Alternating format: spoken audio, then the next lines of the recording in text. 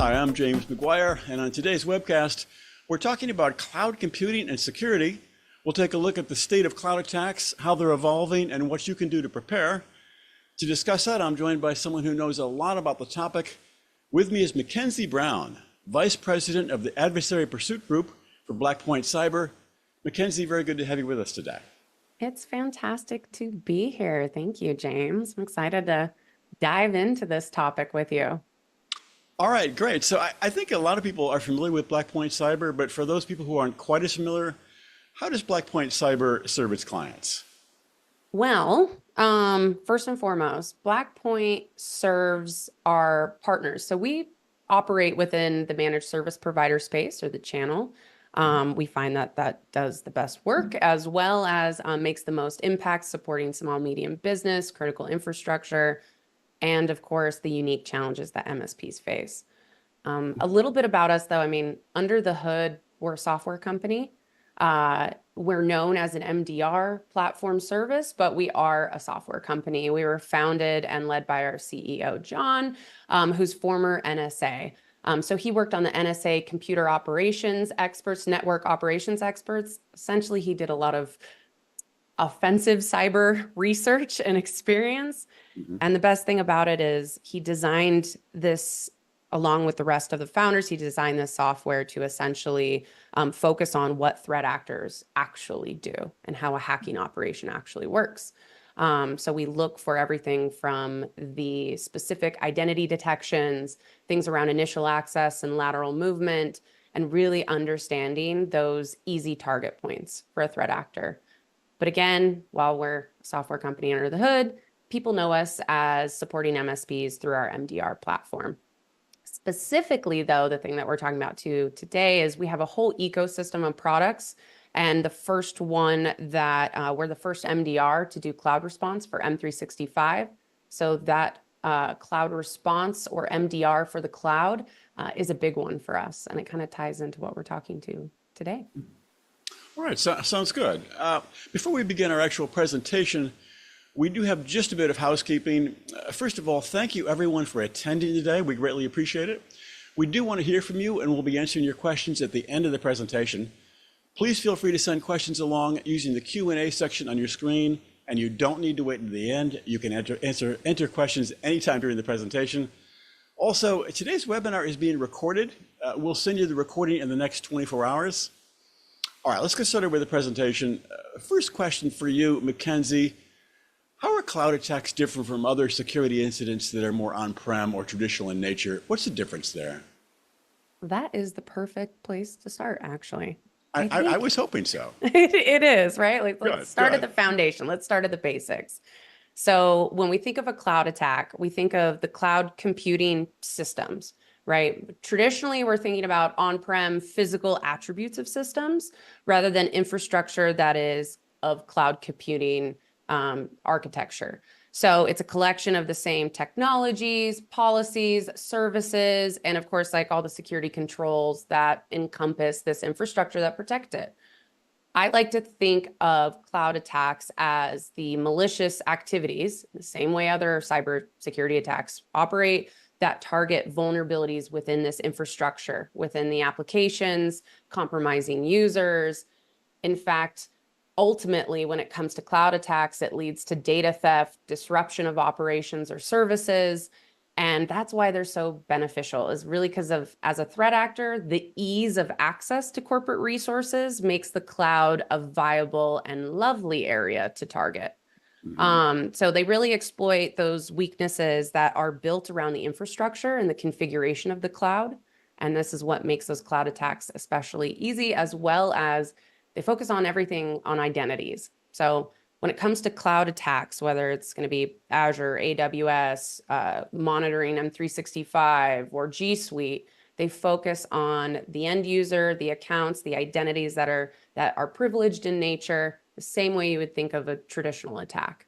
And by exploiting those identities and compromising them, you now have immediate access to data and corporate resources that potentially have been overlooked by protections because of lack of settings or security best practices in the same infrastructure for this cloud environment. Well, and on a similar note, what is the Blackpoint Cybersecurity Operations Center seeing today when it comes to cloud security attacks? What are the details here? Well, I love this. So this stat's actually always changing. It was like 10-1 when it came to cloud cases versus on-prem. So to put it in perspective, first, on-prem being the more traditional attack, where you have initial access, potentially persistence, where the threat actor, once they've gained access, they're looking for privilege escalation. So they're looking for those valuable users to compromise. And then they're being able to set up points of persistence so they can maintain access to the environment. And I hate to say this, but especially coming from incident response, many roads lead to ransomware. That's Uh-huh. the new normal, as you can expect today. So Right. on average, we're doing 25 ransomware responses per week. Hmm. This is obviously we've, knock on wood. I don't think I have wood around me, but we haven't had a mass ransom under our watch. That being said, is we know how these ransomware threat actor groups operate. So the same kind of cocktail or pattern that they use within their attack chain or that attack path, those techniques and tactics usually lead to attribution of a known nation state or ransomware as a service group, or the type of ransomware that they would potentially use. So we try to stop it in the beginning. The interesting stat that I find, this isn't just based on, this is why we are a software company under the hood, and the way our platform is designed is we understand also that 50% of the things that our analysts are the alerts that are bubbling up, rather the detections that they're responding to and triaging are bubbled up through EDR. EDR is great. We recommend everyone have an endpoint detection response technology in place. It's a necessary investment of a solution. So let me preface, I'm not saying don't do EDR, but it's just to show that EDR also comes with its own lack of visibility necessarily. So 50% of these plus of these alerts aren't being picked up by EDR. And of course, there's unique circumstances where EDR is wiping a system or mitigating something, but it's not actually doing that. So we have this unique visibility to see how EDR actually works, which is also most important because when we flip the script and we look at cloud-based stats, you see that we have 200 cases per week. So thinking the 10-1 type of stat there of how many cases that our analysts are working on that are cloud-based. And then the most interesting thing that we've started discovering is 1 in 4 or a quarter of our onboarded customers have an active business email compromise attack occurring. So we're immediately, once we onboard a customer, of course, once we have the technology deployed effectively, we can kind of see other areas that have been compromised potentially or end users, but we can immediately pull from our business email compromise playbook of, hey, this is something we're going to have to respond to right out of the gate. So when it comes to our cloud specific stats, the other types of attacks, I mean, it is a broad spectrum of cloud attacks that can happen. Business email compromise is going to be a significant portion of it. Phishing attempts, malicious enterprise application or abuse of enterprise applications. These all sort of fall within the realm of attack category.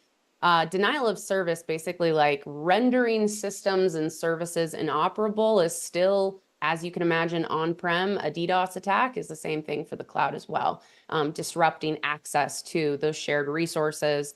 Cloud crypto mining, basically leveraging the services and the computing power for a monetary gain.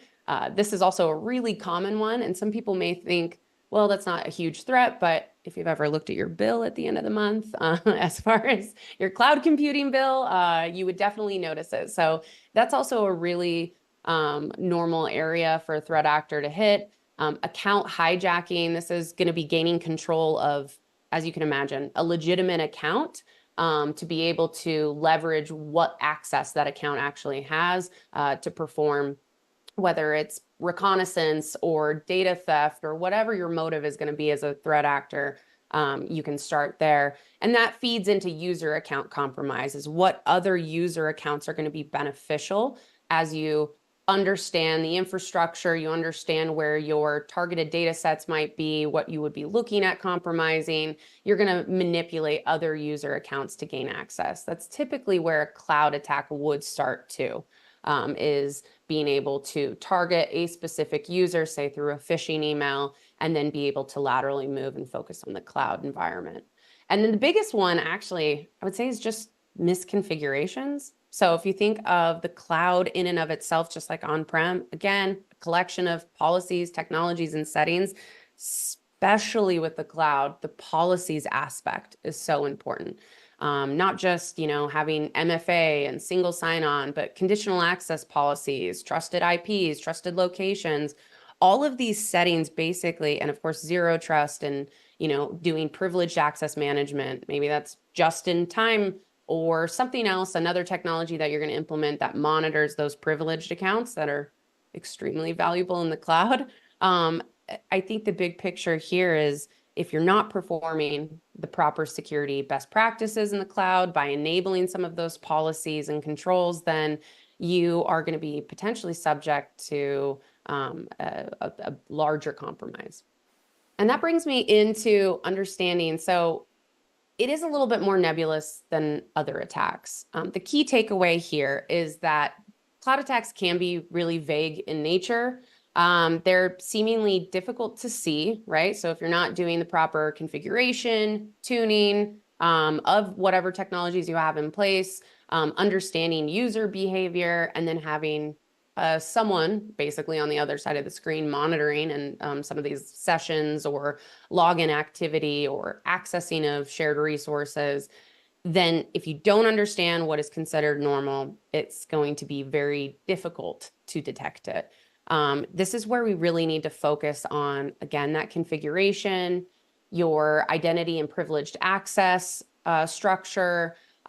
Basically putting in security buffer zones starts with the identity aspect of it. I would also say focusing on configuration, again, focusing on policies. There are a lot of canned conditional access policies that are default or built that can be enabled. But I always remind people that sometimes when you make changes in the cloud, it can have ramifications on other security settings that you have in place. So there is a really unique approach to being able to harden this environment. And I think I really understand that it takes time. And I think the biggest takeaway is it takes talent. You have to find the right person who's not just doing the monitoring of this cloud environment, but they're able to do the security architecture aspect of it. We've moved, as you can imagine, from COVID. We went straight into digital transformation where everyone's moving to the cloud. We have a mass migration, and our understanding of the cloud is it's nothing tangible. It doesn't have physical attributes. It's just someone else's computer. But the same types of attacks that occur on-prem are still going to be relevant when it comes to your cloud infrastructure. So it doesn't need to be overlooked. It's just as much of a priority.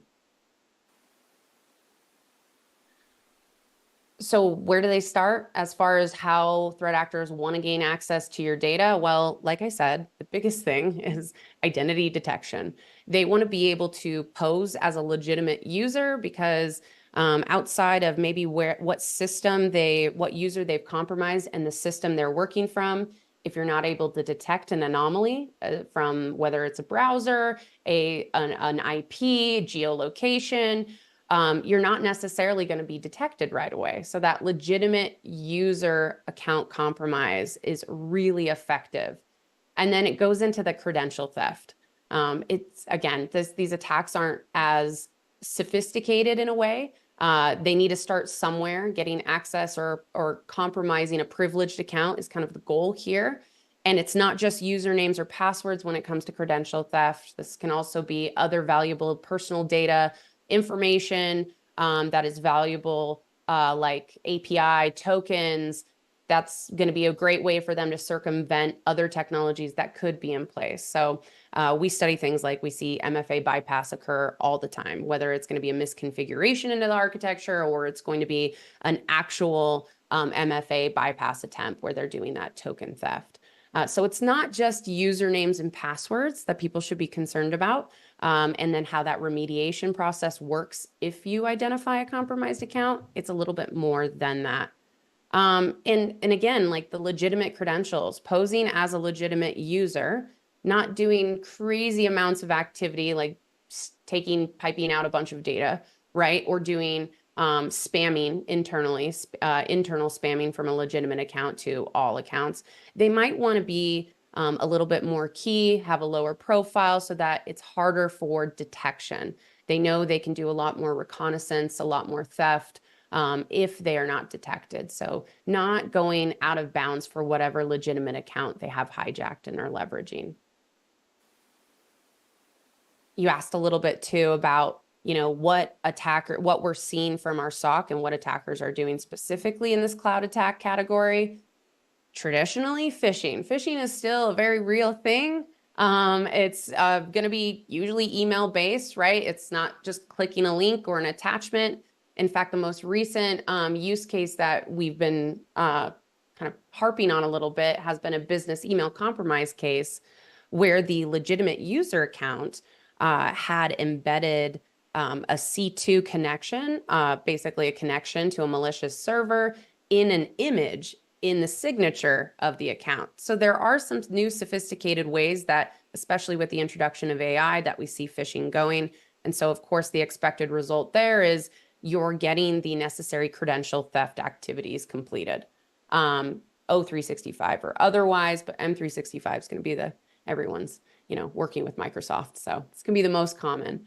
And then the other thing that we've seen a significant rise in is going to be info stealer malware. And this is malware that is delivered typically through email as well, but it's for credential theft. So it's looking for browser information, credentials that are useful. This is where we saw the rise of some info stealers that focus on financial information too.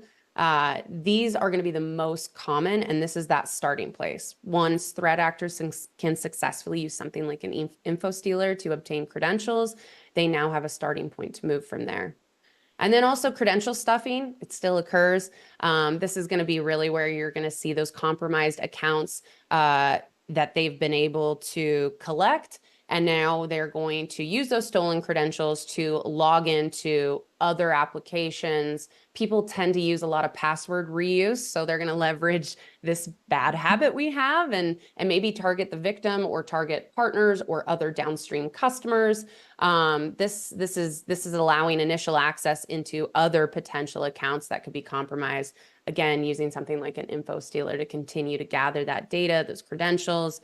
So you just have an arsenal of what you want to utilize as a bad guy. And I know I'm speaking on behalf of the bad guy, so you'll have to forgive me, James.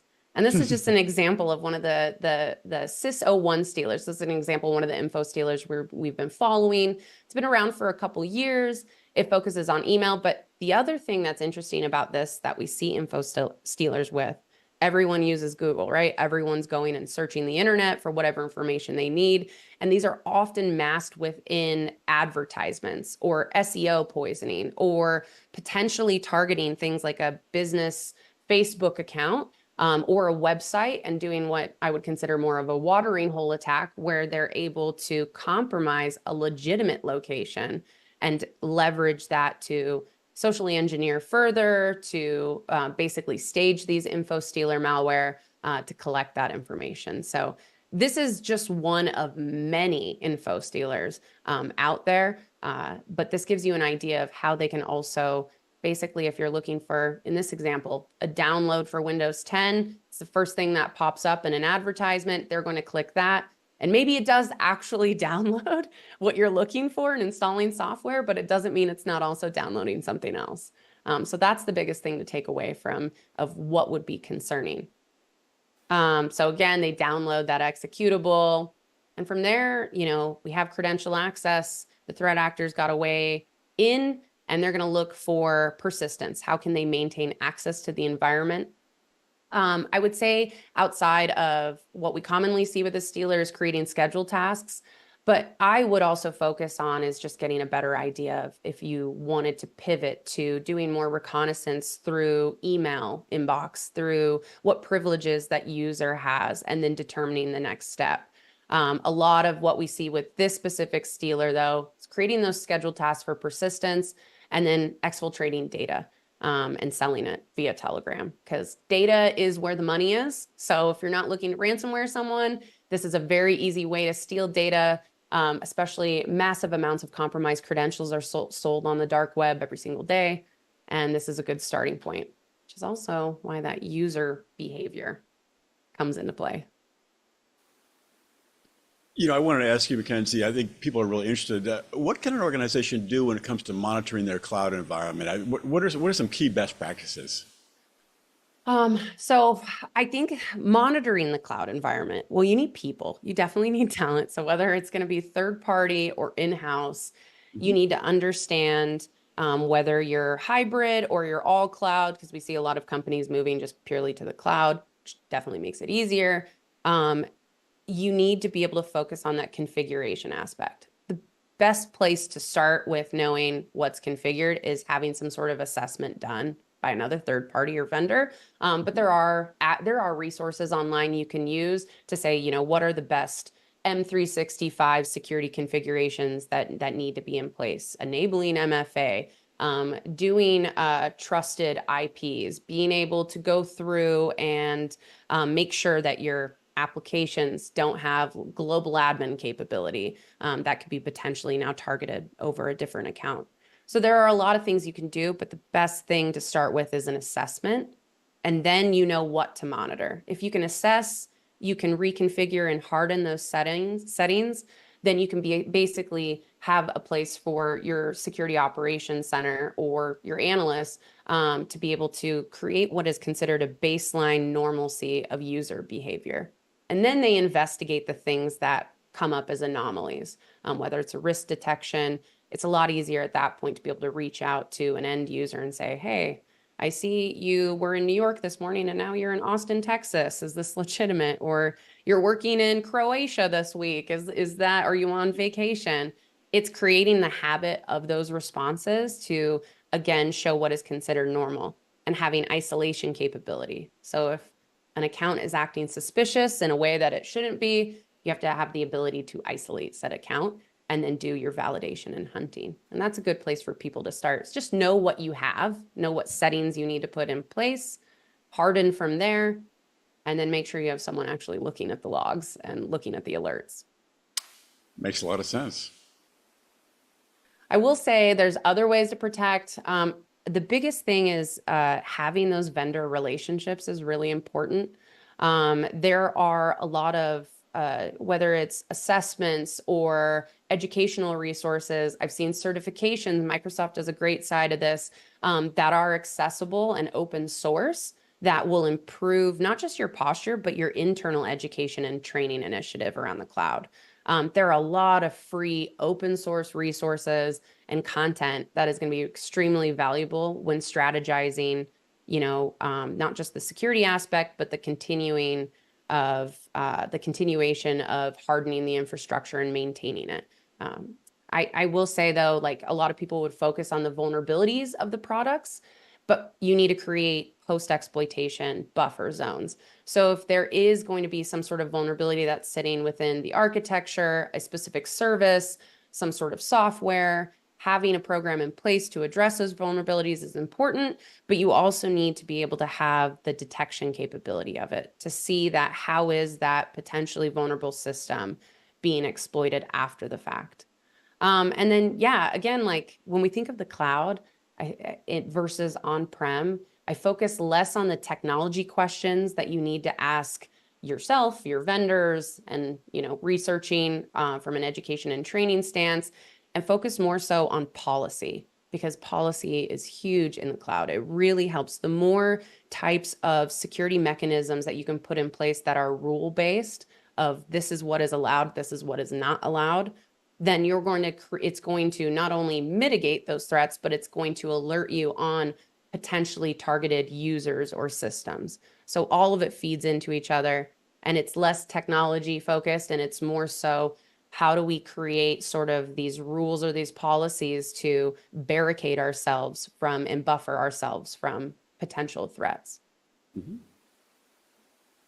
And the basic protections, of course, cover things like MFA, role-based access control, Log and session auditing, there's, whether or not logs roll off, if you're pulling that to an external data source, like a SIEM or something, having the ability to detect and isolate user sessions or putting in policies that automatically do that, and then making sure your configuration's correctly in place to the best of your ability and tested, of course.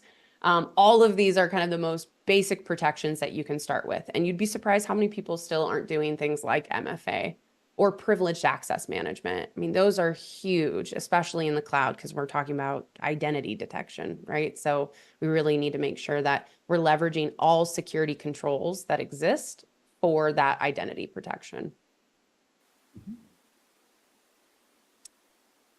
Yeah, so I mean, really to wrap up the concept of a cloud attack is we think of it again as someone else's computer. But when we look at an actual investigation, say in your cloud environment, and I don't like to use the B word, but let's say a breach, and you've confirmed data has been stolen and there's a surplus of compromised accounts, you have compromised privileged users, you maybe have points of persistence that are sitting out there on other systems.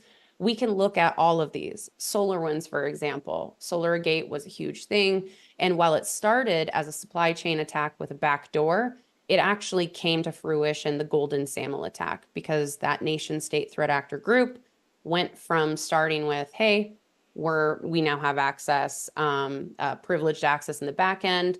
We're going to focus on the cloud environment, keep a low profile, not a lot of noise. How can we bypass authentication technologies that are already in place? And then what do we do after the fact? So in many cases, for the SolarGate cases, they would go in and drop a malicious enterprise application, not verified, but trusted, have global admin access.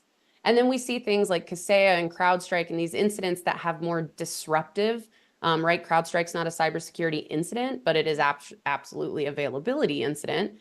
And these incidents are great examples of needing a business continuity and disaster recovery plan. And not just needing one, but testing it, especially when we look at the CrowdStrike, the manual intervention that was required for each and every system. These are things that people probably didn't even think about when they were originally creating their disaster recovery plans. So the same way you would have a DR or a BC plan for on-prem, it applies to the cloud as well. Being able to rotate tokens, being able to remediate compromised accounts, being able to go in and analyze logs and see if that there are maybe additional policies that you need to put in place. It's the same thing as far as what is that failover time, your recovery time objective, when do you need to be back up? And especially if you're a company that relies solely on the cloud, I think that's a big one also. And yeah, again, on the policies here, vetting your vendors, create the vendor relationship that you need. Most vendors, especially cloud solution providers, have a lot of free resources out there. That's educational, best practices, roadmaps to start with zero trust, for example. A lot of those exist, and they'll tell you what the policies that need to be enacted are and what they'll do.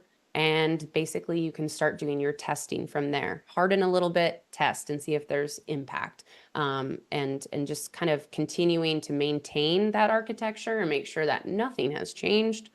And you won't be surprised. That's pretty much everything, James. So it's a lot of good material. We've got some questions from the audience. I think this is probably the big one. Someone wants to know, what should we do first? How can we get started? I think, Mackenzie, you offered a lot of good thoughts. Where should people begin? Where should they be? Okay, well, first and foremost, always starts with admitting that there's a problem. So admitting that you have somewhere to focus on when it comes to the cloud. I think especially because people are in a lot of hybrid environments where they're maintaining on-prem and the cloud. Start by having those vendor relationships and having access to resources that those vendors provide specifically around the cloud. And perhaps those are even services. So having just like a full encompassing understanding of who are your third parties that you're working with, and then basically going from the resources that they offer you. The secondary thing is starting with an assessment. You really don't know where your gaps are going to lie or where those potential areas that could be exploited are going to exist unless you do a service like an M365 assessment and you actually have someone that goes in and says, hey, based on what is considered, the most mature hardening and configuration of an environment, here are all the things that potentially put you at risk. Whether it's you don't have MFA, you have 20 global admin users, you have clear text passwords in place, or using legacy auth protocols. All of these are things that they would find in one of those assessments, and that gives you a starting point to know where your risk is. So vendors always have resources when it comes to the cloud. Make sure you're doing business with vendors that provide you those resources, and then start with an assessment. Those things are offered all the time, but they really give you an idea of how vulnerable you potentially are. What about Blackpoint resources? If people want to find out more information, where should they go? Well, go to our website first, for sure. Our website's amazing. We have a full resources area, and you can search through that specific around the cloud. We've actually created a lot of blogs. What I like too, that's most educational is, and again, all this is free and readily available. We create content to educate and to do the betterment of security. So we have a lot of cloud specific resources that takes lessons learned. So you can read some of our SOC save stories of how these cloud attacks occurred and what that target or that victim organization wasn't doing. And this also gives you a starting point to have the conversations internally, I think, by reading those types of stories. And then we also actually have a threat assessment that we offer. It's completely free. It's an attack surface assessment. It covers things like dark web scanning, external vulnerability scan, because those externally facing systems are going to be ripe for targeting. Risky app review, that's a huge one. Also, there's a huge app sprawl issue that occurs. Of course, everything I'm talking about around the inclusion of malicious enterprise applications and the abuse of those. So the risky application review is really beneficial. And again, that business email compromise, we can do a pretty quick investigation to see whether or not, going back to that 1 in 4 onboarded customer stat that keeps us up at night, we know what we need to be looking for. And sometimes that can lead to on-premises threat hunting. So we try to do these attack surface assessments that are, while they are light, it'll give us quick detections right away on what your posture is and if there's some underlying covert threats that you weren't aware of. All right, great. Mackenzie, I think you said it. It's a lot of good information. I greatly appreciate your sharing your expertise today. Thank you very much. Of course. Yeah. And thanks for everyone kind of listening in on this.